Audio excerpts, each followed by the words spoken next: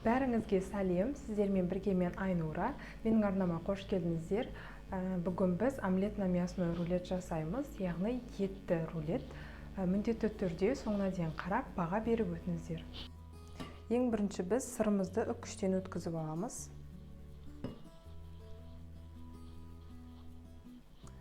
Бізде сырдың сапасы жақсы болуы керек, сонда рулетіміз сынып кетпейтін болады.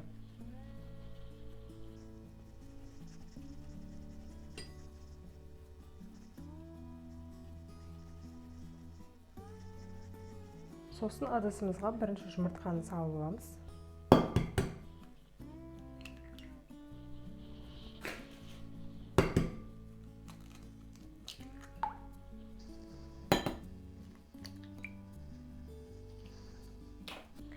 Сосын үккіштен өткізіп алған сырымызды саламыз.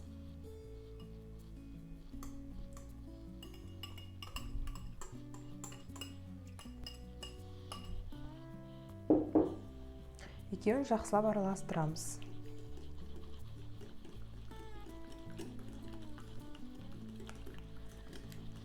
Екеуі біркелкі болғанша осылай араластырып алу керек.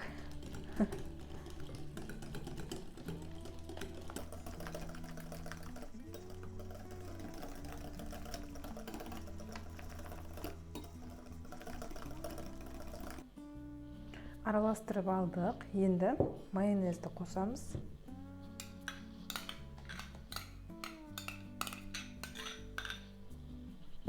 Бұны да тағы да араластырамыз.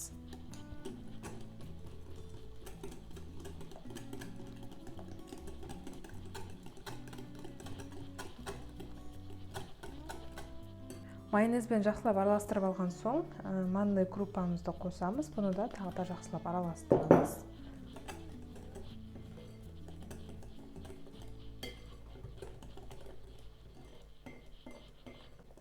Осылай біркелкі масса пайда болған соң, краситель қосамыз. Орнына куркума пайдалансаңыздар болады. Өздеріңіз қалаған түске келгенше қосасыздар.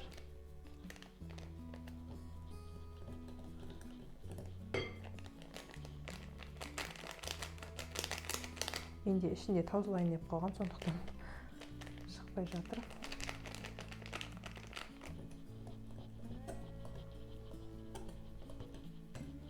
Мінекей осылай аз-аздан қосып, араластырып тұрып, түсін бақылап, өздеріңіз қалаған түске келтіріп аласыздар. Мінекей мен осындай әдемі түске келтіріп алдым. Енді дәміне қарай тұз бен қара бұрыш қосамыз.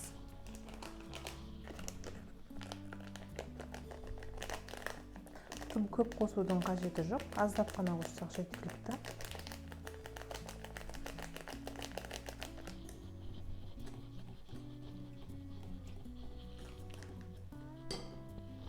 Шым-шым тұз қосамыз.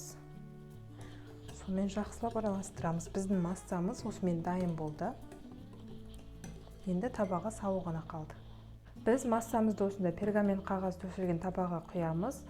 Мен Поклан деген пергамент қағазын қолданамын.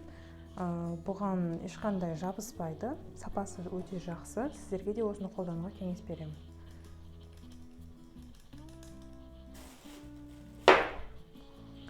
Енді құйып аламыз осыған.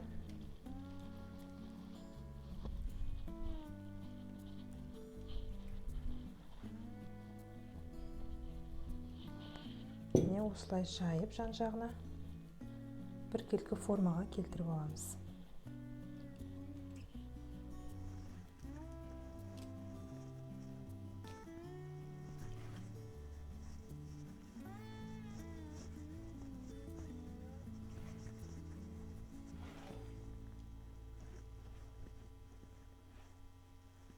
Мінекей бір тегіс етіп алдым. Енді біз 170 немесе 180 градуста қызып тұрған пеште шамамен 15-20 минут уақыттай аралығында пісіріп аламыз. Мінекей біздің омлетіміз дайын болды. Таза 15 минуттан ақтап пісіп шықты. Енді осы ыстықтай күйінде өзінің пергаментімен осылай орап шығамын.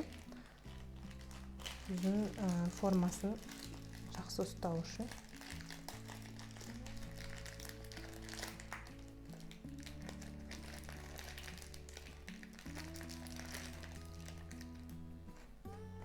осылай орап суығанша қойып қоямыз.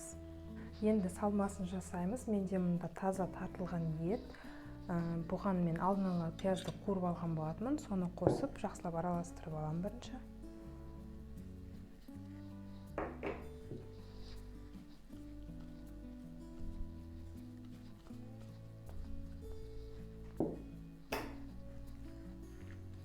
Осылай жақсылап араластырып аламыз.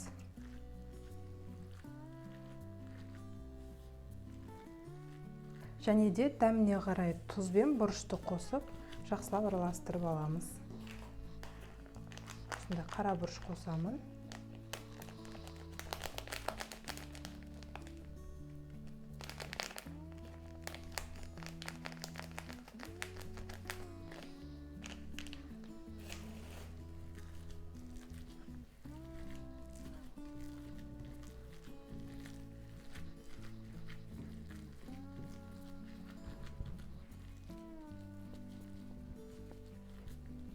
Салмасы дайын болды.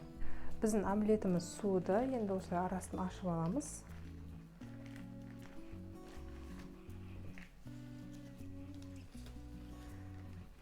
Фаршымызды салып шығамыз бетіне.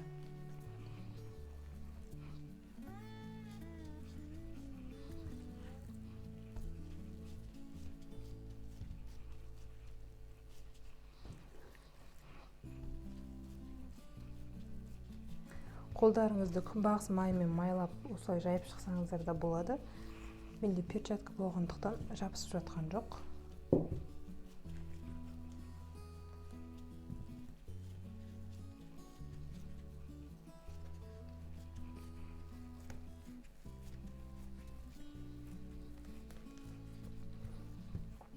Және пиязды өте майда етіп турау қажет болады.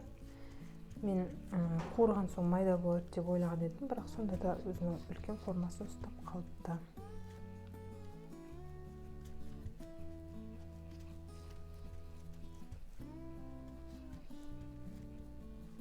Міне біз фаршымызды толықтай жайып алдық. Енді біз фольганы төсейміз. 2 қабат етіп төсеу керек болады. Бетіміздің көлемімен бірдей етіп, көлемінен сәл артықтау ету керек, себебі екі жағын қазір ораймыз. Бұлай ортасынан келтіріп, екінші қабатты төсеміз.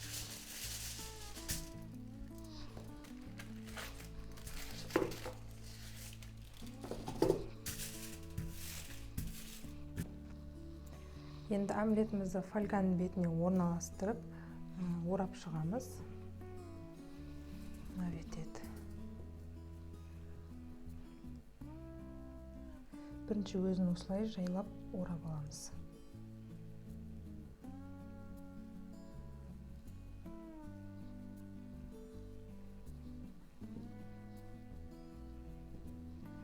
Енді фольганың шетіне қойып, фольгамен бірге ораймыз.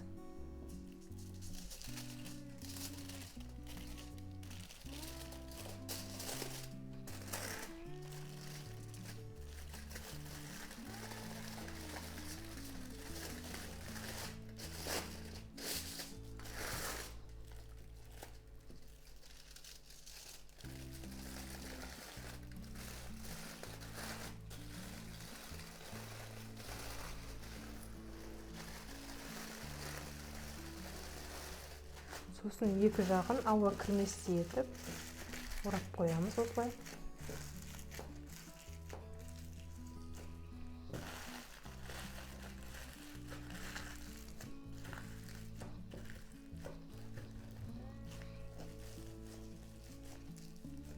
Енді рулетімізді 180 градуста қызып тұрған пеште 35-40 минут уақыт аралығында пісіріп аламыз.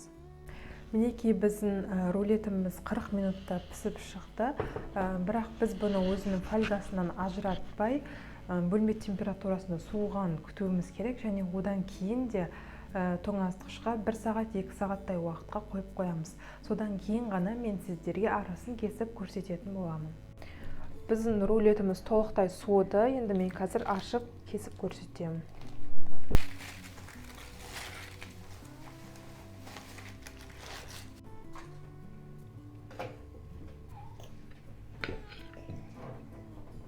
Арасы осындай болып піскен. Қазір кесеміз.